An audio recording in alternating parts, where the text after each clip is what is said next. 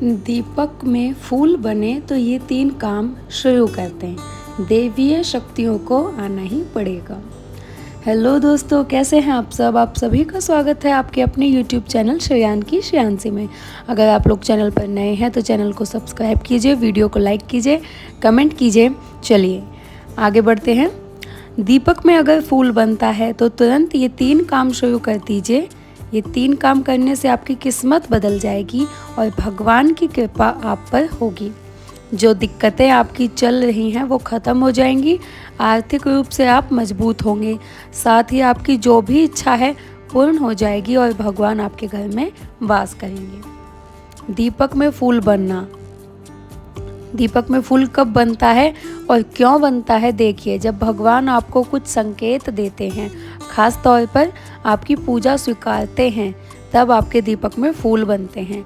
वैसे तो भगवान आपको कई प्रकार से संकेत देते हैं जिन्हें आप समझते भी हैं और कभी कभी नहीं समझते। जैसे सपने में भगवान आपको दर्शन देते हैं या पूजा करते समय फूल का गिरना।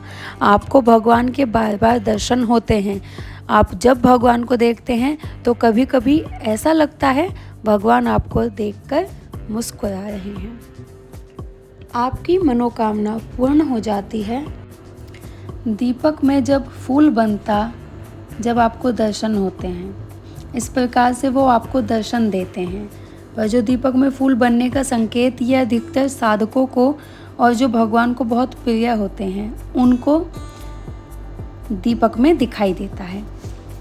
तो यह जो फूल है बार बार नहीं बनता। कभी आप सोचें भगवान का संकेत है, भगवान प्रसन्न है, इसका मतलब यह नहीं है कि रोज़ बनेगा, ये ज़रूरी नहीं है। अगर आपके दीपक में बनता है तो भगवान आपसे प्रसन्न है। खास तौर पर ये फूल नवरात्रों में, पितृ पक्ष में फूल सबसे ज़्यादा बनता है। यह फूल गोल बाती में भी बनता है, लंबी बाती में भी बनता है।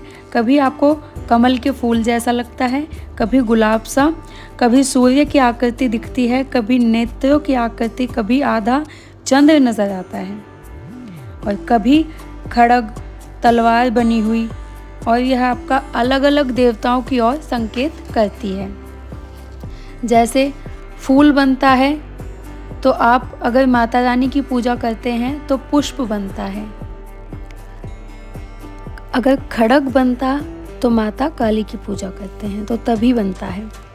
तो दीपक में फूल बनना इसलिए महत्वपूर्ण होता है क्योंकि वो आपकी पूजा से प्रसन्न होकर आपके घर भगवान प्रवेश करते हैं, घर में वास करते हैं।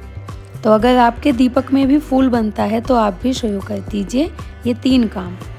ये 3 काम करने से अगर भगवान आपकी चौखट पर खड़े हैं तो वह घर में प्रवेश करते हैं, अपनी कृपा आप पर, परिवार पर करते हैं और वह स्थायी रूप से आपके घर में विराजमान हो जाते हैं और आपके सभी कष्टों का निवारण करते हैं। सबसे पहला कार्य जो आपको करना है, आपके दीपक में जो फूल बना है, जब तक आपका दीपक जल रहा है, प्रज्वलित हो रहा है, तब तक वह आपको नहीं तोड़ना। दीपक शांत हो जाए, उसे चिमटी से तोड़कर उसमें घी मिला लें। हनुमान जी का सिंदूर मिला सकते हैं अगर आप हनुमान जी के भक्त हैं। अगर माता काली के भक्त हैं तो घी मिला लें। फिर उसका रोजाना आप तिलक करें। इस तिलक में इतनी शक्ति होगी कि यह तिलक लगाने से आपके सारे काम बनते चले जाएंगे। साथ ही सभी कार्य आपके हित में होने लगेंगे। लोग आपके बारे में सकारात्मक सोचेंगे। यह तिलक लगाने से आपके शरीर में, आपकी आत्मा से सकारात्मक ऊर्जा निकलती है।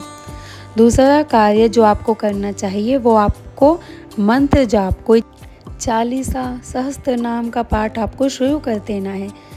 क्योंकि जो ऊर्जा आपको 20% मिल रही है वही आपको मंत्र जाप से 40 सहस्त्र नाम के द्वारा आपको 80%, 90% प्राप्त हो जाएगी। और जितनी ऊर्जा आपको प्राप्त होगी उतनी ही कई लोगों के ऊपर सवारी भी आ सकती है, कई लोगों से माता रानी की बात भी होती है।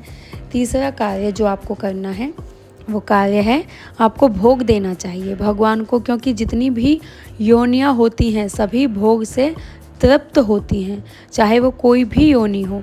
भगवान जब आपके घर आते हैं तो उनके सत्कार के लिए उनको भोग अवश्य देना चाहिए। आप मिठाई का भोग दे सकते हैं, 2 लौंग बतासे का भोग दे सकते हैं। सबसे उत्तम है जो घर में सबसे पहली रोटी बनती है उसमें गुड़ डालकर भगवान को अर्पित करें। 15-20 मिनट बाद आप उस भोग को घर में बांट दें।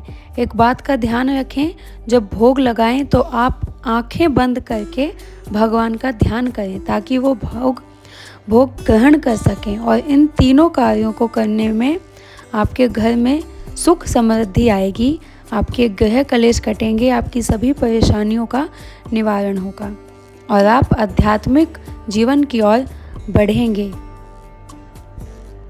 दीपक में बने फूल, तो ये 3 कार्य आपको करने हैं। उम्मीद करती हूँ ये छोटी सी जानकारी आपको पसंद आई होगी।